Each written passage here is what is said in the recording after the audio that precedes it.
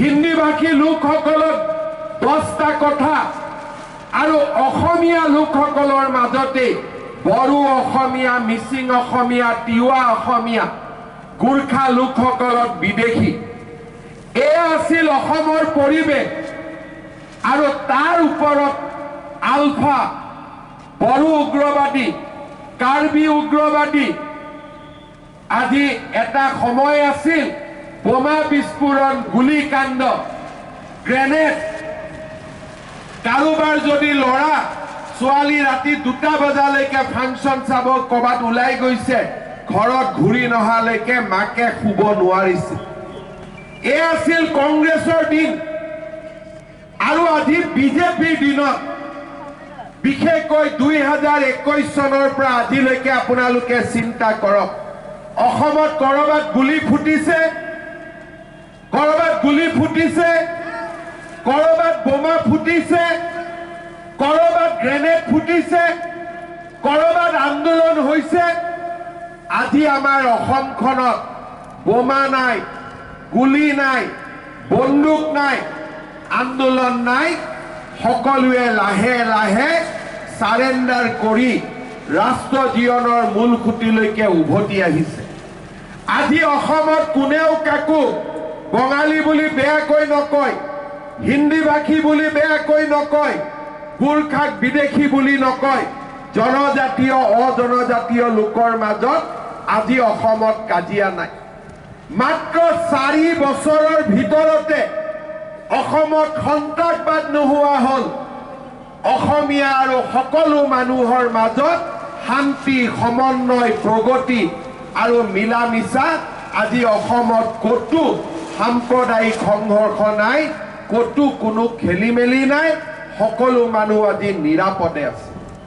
1947 চনৰ পৰা যদি আপোনালোকে তুলনা কৰে, প্ৰথমবাৰ 2021 চনৰ পৰা 2025 চনলৈকে প্ৰথমবাৰ অসমত ইমান শান্তি আছে। যিমান ইয়াত বয়সস্থ মানুহ আছে তেওঁলোকে মনত পেলাওক, গোটেই জীৱন তেওঁলোকে যি অসম দেখি আহিছিলে, আজি সেইখন অসম পৰিৱৰ্তন হ'ল।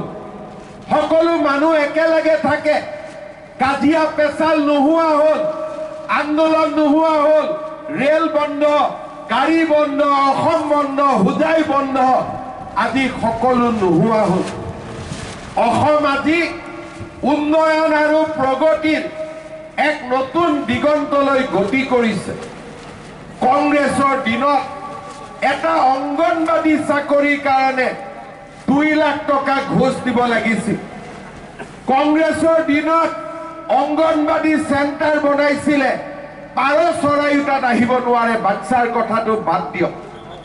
কংগ্ৰেছৰ দিনত এটা চাকৰিৰ কাৰণে 2 লাখ টকাৰ পৰা 1.5 কোটি টকালৈকে ঘোষ দিব লাগিছিল।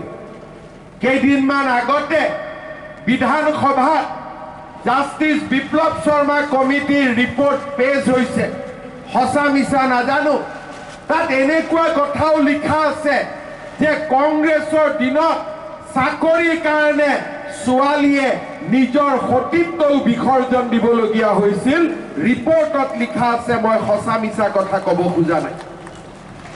সেইখন এখন অসম আছিল। আৰু কংগ্ৰেছৰ দিনত মানুহক কি দিছিলে? ভোট দিয়াৰ পিছত কংগ্ৰেছে মানুহক কি দিছিলে? লুঙি, ধুতি, সূতা, আঁঠুৱা আৰু কম্বল। আমাৰ হিন্দু মানুহে কয় নহয় যে পূজাত পঞ্চামৃত লাগে না নাই, পঞ্চামৃত লাগে না নাই। কংগ্ৰেছৰ পঞ্চামৃত কি আছিলে? লুঙি, ধুতি, সূতা, আঁঠুৱা, কম্বল।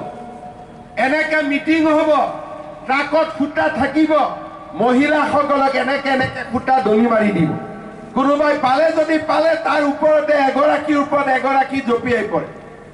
বেলেগ বাদ দিয়ক, তৰুণ গগৈ সমষ্টি তিতাবৰতে মহিলাসকলে সূতাৰ কাৰণে এজনৰ ওপৰত এজনে জঁপিওৱা মই নিজে চকুৰে দেখা পোৱা মোৰ আজিও মনত আছে। আজি আপোনালোকে চিন্তা কৰক, আজি বিজেপিৰ দিনত ধুতি গ'ল, লুঙি গ'ল, কম্বল গ'ল, আঁঠুৱা গ'ল, সূতা গ'ল, কি আহিলে? অৰুণোদয় আহিলে। হয়নে নহয়? লুঙি ভাল নে অৰুণোদয় ভাল? একদম মনৰ পৰা ক'ব, লুঙি ভাল নে অৰুণোদয় ভাল? ধুতি ভাল নে অৰুণোদয় ভাল? কম্বল ভাল নে অৰুণোদয় ভাল? আঁঠুৱা ভাল নে কম্বল ভাল? ঠিক আছে, আপোনালোকক মই সুধিছো, মই লুঙি 1000